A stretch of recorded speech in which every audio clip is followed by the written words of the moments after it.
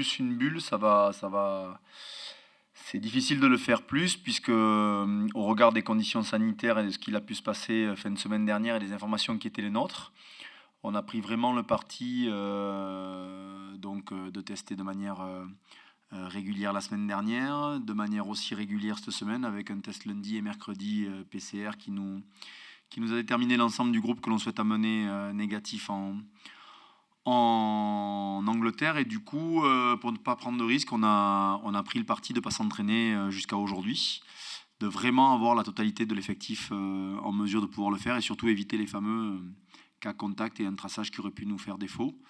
Donc c'est pas la meilleure des bulles pour préparer une demi-finale de Coupe d'Europe, mais dans tous les cas, on se retrouve avec ces complications sur lesquelles on doit s'adapter et sur lesquelles on doit tirer le meilleur et tirer profit de la situation. Mais c'est vrai que pour préparer un match contre la meilleure équipe anglaise de ces quelques dernières saisons, c'est pas le meilleur, c'est pas la meilleure des bulles. Mais je l'entendais pas forcément sur ce format-là, mais c'est comme ça, il faut s'adapter. Il y a réellement un travail qui a été effectué par Tom Baxter depuis quelques années sur un profil d'équipe très rugueuse avec une capacité à multiplier les temps de jeu et donc qui s'est adapté très très bien au niveau championnat anglais en dominant ce championnat maintenant depuis 2-3 saisons et en davant le pion de manière régulière aux Saracens. Donc c'est le dernier champion en date avec cette capacité à tenir le ballon, à multiplier les temps de jeu, donc une capacité à mettre un rythme assez incroyable et comme souvent tous ces clubs qui se structurent de manière très cohérente avec un projet de club, de vie, d'équipe, a fini par se structurer avec des joueurs de classe mondiale, avec l'arrivée de Stuart Hogg, avec l'arrivée de Johnny Gray, et puis les locaux que sont Simons, Nowell ou Henry Slade restent des joueurs de classe mondiale. Donc c'est vrai que c'est pas forcément l'équipe dont on parle le plus au niveau français, mais depuis 3 saisons, c'est l'équipe la plus impressionnante de la première anglaise. Donc forcément, comme la semaine dernière, je ne fuyais pas le statut de favori du Stade Toulousain, mais pour le coup, gagner en Angleterre sera de l'ordre de l'exploit. Je suis pas trop dans le laisser venir et laisser faire, mais on va jouer le rugby du Stade Toulousain et puis je l'espère en tout cas tenir le niveau et le rythme du Stade Toulousain qui nous, je l'espère encore une fois, permettra de mettre au supplice cette équipe. Mais honnêtement, sur ces dernières sorties, c'est 3 matchs perdus en 1 an et demi. Donc c'est l'équipe la plus régulière avec le Leinster de la scène européenne. C'est une équipe qui maîtrise son rugby, qui le récite, qui a choisi en plus sa préparation avec 9 matchs de préparation, en choisissant au moment où elle exposait ou pas son équipe, en choisissant au moment où elle exposait ses gros joueurs. Donc c'est vraiment un test grandeur nature. C'est un vrai France-Angleterre digne de ce nom, à l'image que pouvaient être dans les années 2000 les Leicester-Toulouse ou les Wasps-Toulouse il y a encore quelques années. Je crois qu'on a vraiment ce qui se fait de mieux en face de nous. Et voilà, en préambule de la compétition internationale, je pense que ça sera une super partie de très haut niveau. Oui, le staff a fait comme tous les staffs, hein, je suppose, mais c'est vrai que l'urgence, on avait un petit peu anticipé les semaines auparavant en anticipant la capacité d'Exeter de se retrouver dans le dernier carré.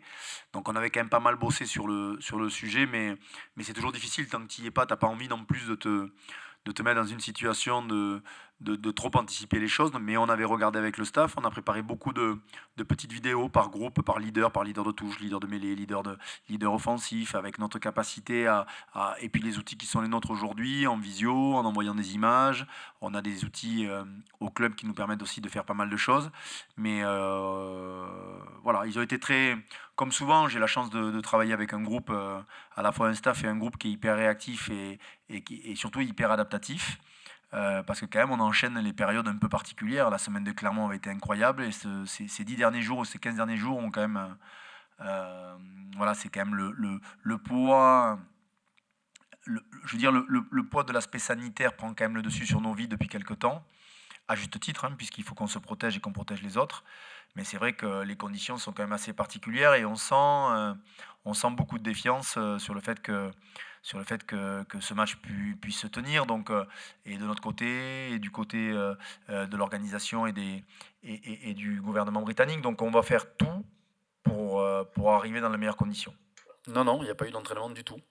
On n'a pas pris le risque. On a fait une réunion à distanciation avec masque et on a fait un entraînement avec masque uniquement marché pour se mettre les idées au clair sur ce qu'on souhaitait mettre en place.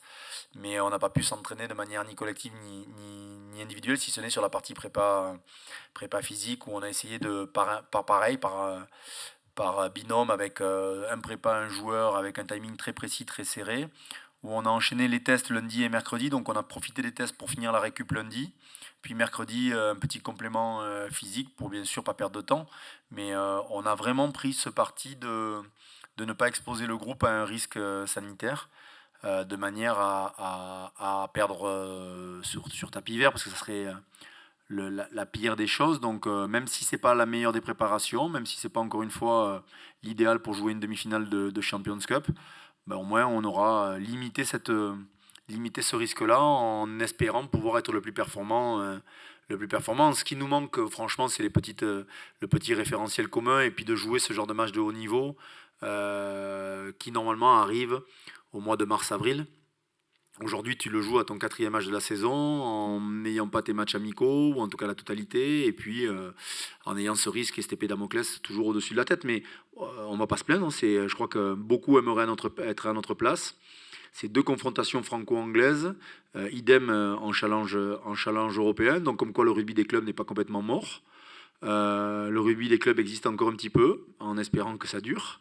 Et le rugby des clubs anglais et français, ben c'est sur ces dernières prestations, domine l'Europe. Donc ça, c'est plutôt la bonne nouvelle. Maintenant, si ça pouvait se réduire au rugby français, ça serait encore pas mal d'ici quelques week-ends. Si, on va s'entraîner cet après-midi de manière collective. Et ce matin, on a fait des petites sessions de manière à... Alors après, on ne peut pas tout caler en une journée pour ne pas non plus perdre l'effet qui serait contraire, à savoir de vouloir trop s'entraîner en peu de jours et de perdre l'énergie nécessaire sur ce genre de match. D'autant plus que la particularité quand même d'Exeter est d'être en mesure de pouvoir mettre un rythme incroyable et avec cette capacité à marquer très vite. Et vous l'avez vu sur ceux qui ont suivi le quart de finale contre Northampton, avec 3 occasions, ils ont mené le score et tué la rencontre, alors que Northampton en a eu, si ce n'est le double, tout autant. Donc ce pragmatisme-là et cette capacité à tenir le ballon, il faudra avoir la fraîcheur nécessaire et donc pas vouloir tout mettre aujourd'hui et demain. Mais entre aujourd'hui et demain, il faut qu'on cale ce qui est normalement 5-6 entraînements pour préparer ce genre de rencontre. Mais on va les compresser. On en a fait un ce matin, plutôt de qualité. Et j'espère faire la même intensité cet après-midi. Mais on doit limiter le nombre de courses, on doit limiter le nombre de... pour pas se retrouver à courir 8-10 bornes qui n'auraient aucun sens avant de préparer ce genre de match. Les règles sanitaires nous contingentent aussi dans l'hôtel avec, je l'espère, on attend encore la confirmation, mais la possibilité d'aller au moins voir le stade le vendredi soir pour prendre un peu l'air et se sortir un petit peu de l'hôtel avec nos buteurs, je l'espère, auront l'occasion de taper au poteau d'Exeter. Et puis le samedi, on est confiné dans notre hôtel avec juste un parcours très précis, avec des prises de température. Enfin, je vous passe les détails parce que c'est le parcours du combattant. J'essaie de ne pas mettre trop de stress au niveau des joueurs sur tous ces détails-là pour que on arrive, que tout soit carré, cadré, et qu'on n'ait pas d'énergie à laisser sur tous les à côté, et qu'on se concentre également et totalement sur notre performance de samedi. Le vécu du Leinster, il était assez particulier parce que des phases finales se profilaient pour nous aussi sur le plan du top 14. On avait enfin gagné ce match qualificatif, puisqu'on sortait de quelques quarts de finale qui nous avaient posé défaut, enfin, en tout cas, malheureusement pas passé. Donc, bien sûr que je crois qu'un champion d'Europe ou qu'un potentiel champion d'Europe doit s'habituer aux joutes du dernier carré, doit s'habituer aux joutes de jouer des matchs couperés. Donc, forcément, on a ce vécu On a ce vécu, on a le vécu aussi des 11 demi-finales jouées par le Stade Toulousain, parce que ça pèse dans les structures, dans notre manière d'aborder les choses, dans notre habitude de jouer ce genre de rencontres. Mais ce groupe qui reste quand même encore assez jeune, enchaîne les performances, puisque c'est demi-finale de Champions Cup et champion, et là on vient de passer notre autre match de phase finale, donc à eux de prendre les choses pour que cette expérience du Leinster puisse peser dans le débat, sachant que c'est aussi la première demi-finale pour Exeter, européenne, qu'ils veulent valider, ils l'ont annoncé clairement. Si vous amusez à regarder les bookmakers britanniques, on n'est quand même pas donné gagnant, loin de là. Donc c'est bien, l'expérience pèse toujours, ce groupe est jeune, mais je compte beaucoup sur Jérôme Queneau, que vous allez avoir après, et quelques-uns autour de faire valoir aussi cette expérience-là au moment où ça compte.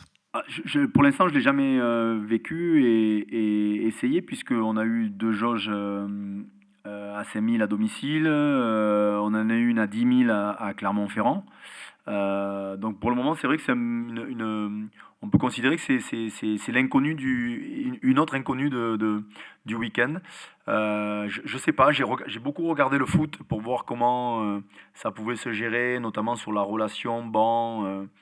Je me suis pris aussi, moi, à parler pendant que le buteur t'a payé ce week-end, alors que c'est pas forcément des choses que j'ai l'habitude de faire, mais le huis clos te laisse peu de marge d'erreur en termes de communication. Donc il faudra faire très attention, mais l'importance aussi des gens qui accompagnent et l'énergie qu'on aura sur le bord va compter, parce qu'on sait que nos amis anglo-saxons ont cette capacité à mettre beaucoup d'énergie autour. Donc, ouais, c'est une nouvelle découverte, mais je pense que c'est quand même quelque chose de très particulier. Et honnêtement, si quelqu'un pouvait nous pondre le vaccin assez rapidement, là, on y verrait plus clair.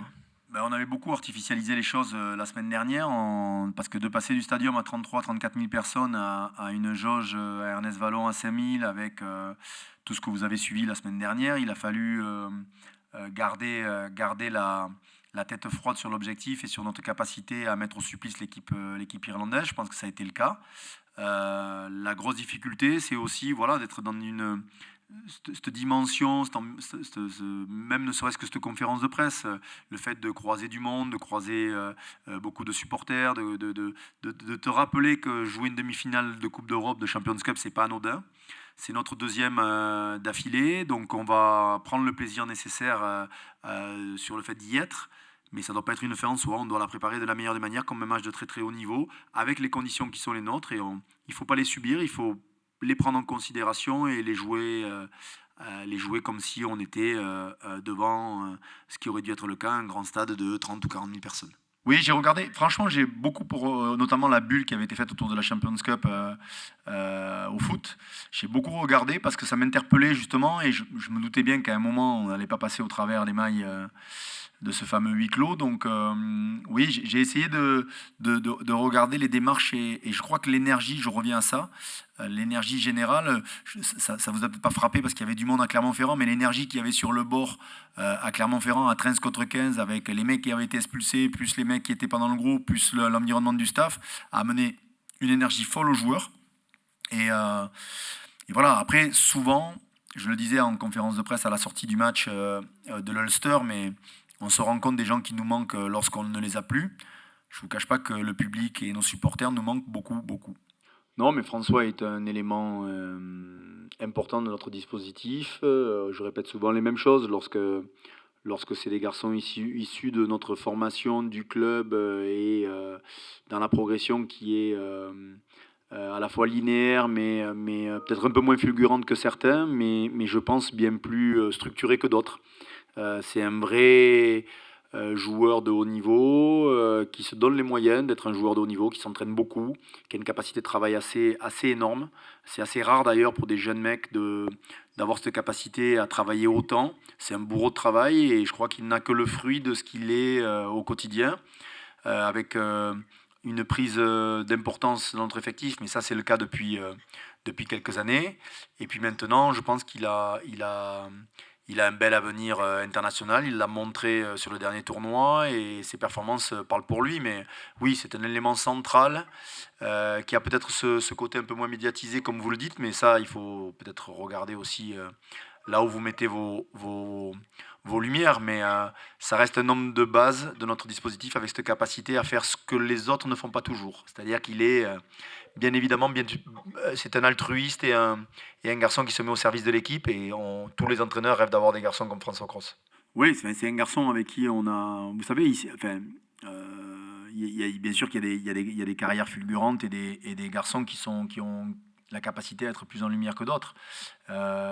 Pita, son histoire était assez particulière. Quand on va le chercher, il est inconnu. Encore une fois, on fait un pari sur un garçon qui avait été un petit peu cabossé par la vie et par les blessures. Et on a mis du temps à le mettre au diapason de nos rythmes, de notre rythme du championnat, de cette capacité à enchaîner. C'est un garçon qui a 26 ans, qui arrive aussi à maturité, qui maîtrise son rugby, qui maîtrise son corps. Ce qui est très important pour lui parce qu'il a eu des pépins graves très jeunes.